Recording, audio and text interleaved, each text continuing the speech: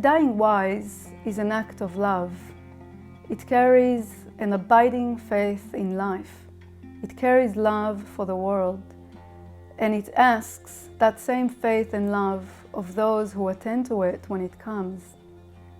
Dying well is not the end of parenting, but the fullness of parenting.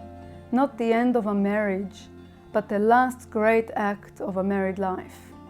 Dying well is a bequest that you leave to those you love, probably the only thing that in the end will not be eaten by moths, apportioned by lawyers, or bought for quarters in a yard sale. Dying well is the way you could be known by those you won't live long enough to meet, the way by which they might feel loved by you after you die. Dying wise is a spiritual activism. It doesn't require you to change your religion or get a religion or free yourself from one. Dying well is a portion of what your religion owes the world, as part of earning its keep, and what you owe your religion as part of you earning yours. It whispers to those terrified and depressed by a terminal diagnosis, those with and without a religion, that there is such a thing as dying wisely and well. It can be done. Dying is not the collapse or the eclipse of wisdom.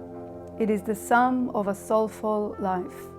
It dares and pleads with all professionals and volunteers and family members and neighbors and friends to be partners in learning and championing the great, worthy, spiritual project of dying wisely and well. Seeing the end of your life is the birth of your ability to love being alive.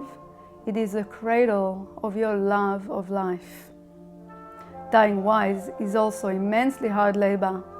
In a time and place that is so death-phobic and grief-illiterate, dying well is mostly a sedated rumor.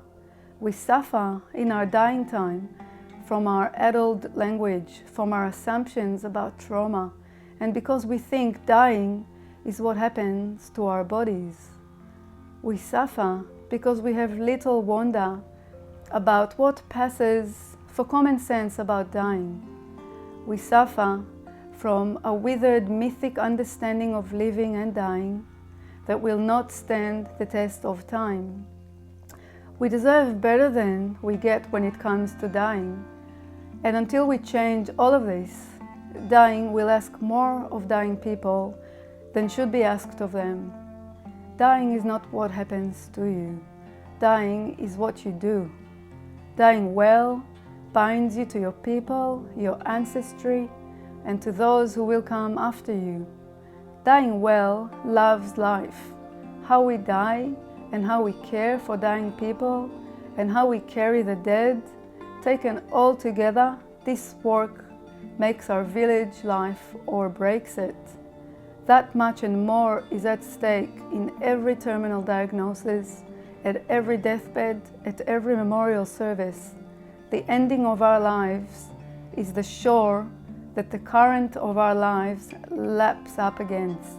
How we live and die, the whole gaggle of decisions and torments and convictions, loves and losses, all of this rolling on is the river of our days.